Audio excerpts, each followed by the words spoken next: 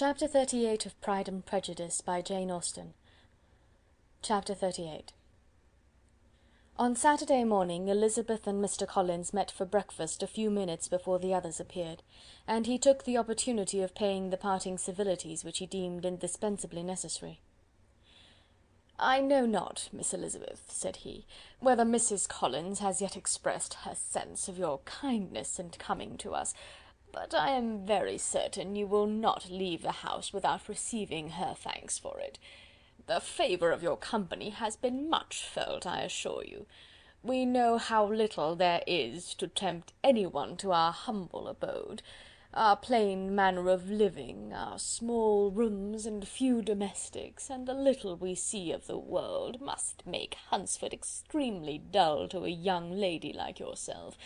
But I hope you will believe us grateful for the condescension, and that we have done everything in our power to prevent your spending your time unpleasantly." Elizabeth was eager with her thanks and assurances of happiness.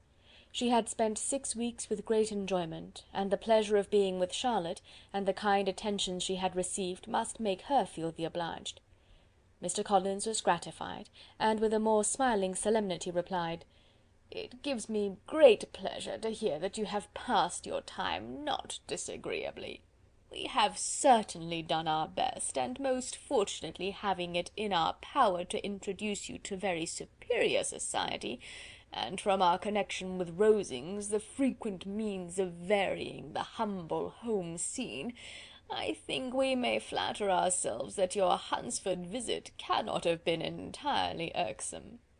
Our situation with regard to Lady Catherine's family is indeed the sort of extraordinary advantage and blessing which few can boast. You see on what a footing we are. You see how continually we are engaged there.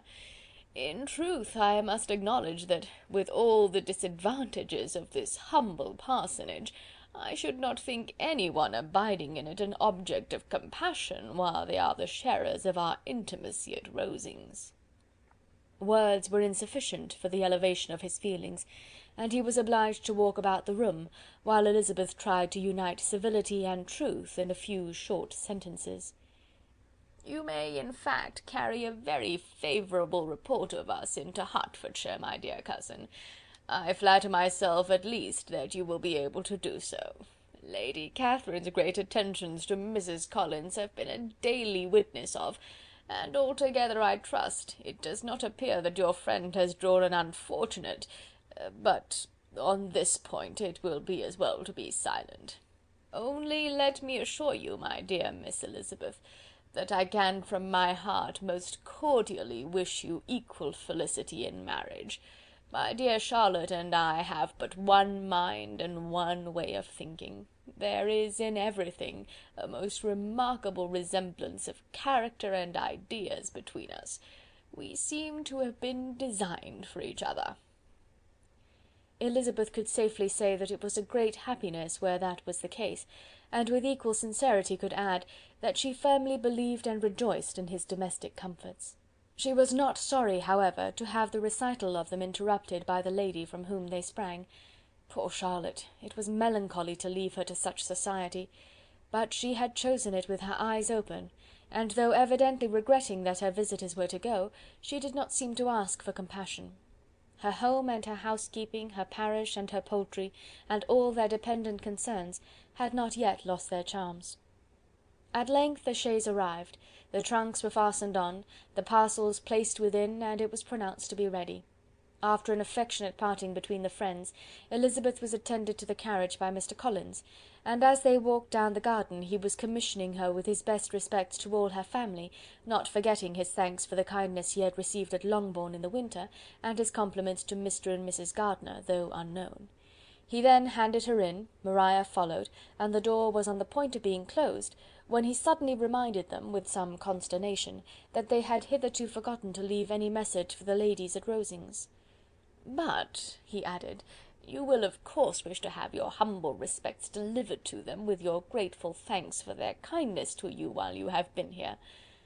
Elizabeth made no objection, the door was then allowed to be shut, and the carriage drove off. "Good gracious!" cried Maria, after a few minutes' silence. "It seems but a day or two since we first came, and yet how many things have happened!" "A great many indeed," said her companion with a sigh. "We have dined 9 times at Rosings, besides drinking tea there twice. How much I shall have to tell!" Elizabeth added privately, "and how much I shall have to conceal." Their journey was performed without much conversation or any alarm, and within 4 hours of their leaving Hunsford they reached Mr. Gardiner's house, where they were to remain a few days. Jane looked well, and Elizabeth had little opportunity of studying her spirits amidst the various engagements which the kindness of her aunt had reserved for them. But Jane was to go home with her, and at Longbourn there would be leisure enough for observation. It was not without an effort, meanwhile, that she could wait even for Longbourn before she told her sister of Mr. Darcy's proposals. To know that she had the power of revealing what would so exceedingly astonish Jane, and must at the same time so highly gratify whatever of her own vanity she had not yet been able to reason away, was such a temptation to openness as nothing could have conquered but the state of indecision in which she remained as to the extent of what she should communicate, and her fear, if she once entered on the subject, of being hurried into repeating something of Bingley which might only grieve her sister further. Chapter 38.